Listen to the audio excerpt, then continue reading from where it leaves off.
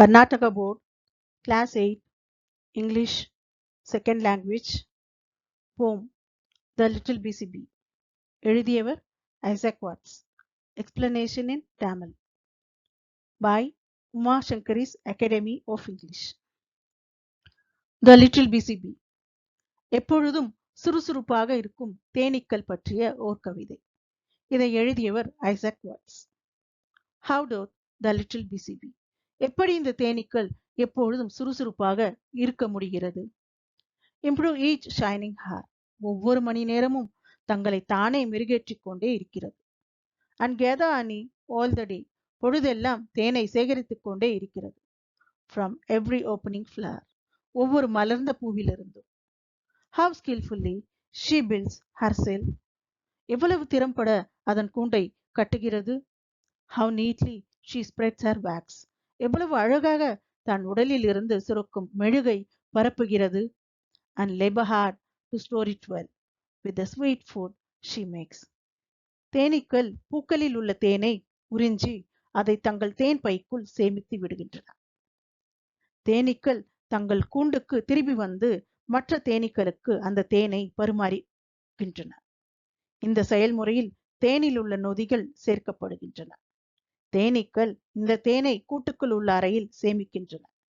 தேனீக்கள் அறைகளில் உள்ள தேனில் உள்ள அதிகப்படியான நீரை வெளியேற்ற தங்கள் இறக்கைகளை அசைத்து காற்றோட்டத்தை உருவாக்குகின்றன.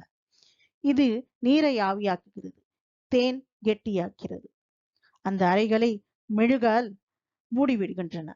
இந்த மெழுகை பயன்படுத்தி அந்த தேனை நீண்ட காலத்திற்கு பாதுகாக்கின்றன.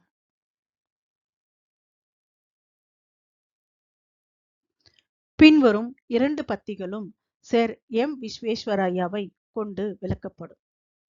Sir M Visvesvaraya was the Diwan of Mysore state. Mysuru மாநிலத்தின் முதல் மந்திரியாக இருந்தார் சர் எம் விஸ்வேஸ்வரய்யா அவர்கள். As a student, he earned money by giving tuition to students and paid his school fees.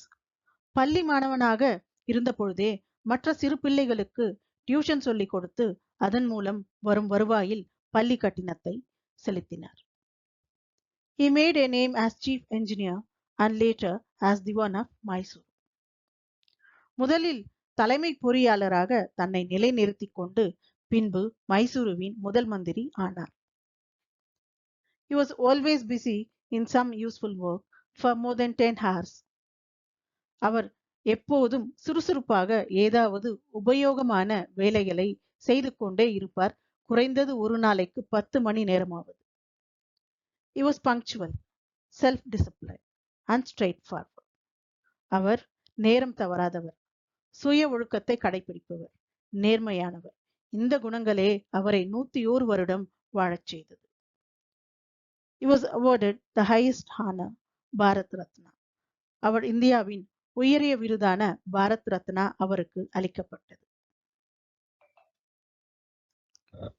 In work of labor or of skill, I would be busy too.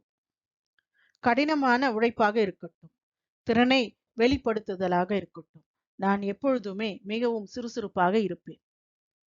For Satan finds some mischief still for idle hands to do.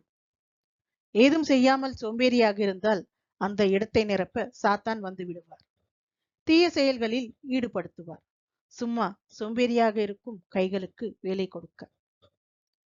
In books, our work, our helpful play. Let me first years be past. வேலையிலோ புத்தகங்கள் படிப்பதிலோ ஆரோக்கியமான விளையாட்டிலோ என் முன்காலங்கள் கழிந்து போகட்டும்.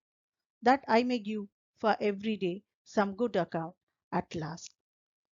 நான் செய்த வேலையோ, நான் கற்ற கல்வியோ, நான் படித்த புத்தகமோ, நான் விளையாடிய ஆரோக்கியமான விளையாட்டோ, என் பின்வரும் ஒவ்வொரு நாளும் நான் யார் என்று இந்த உலகிற்கும் எனக்கும் சிறந்த சாதனையாளராக என் சாதனைகளை உலகம் பறைசாற்றும்.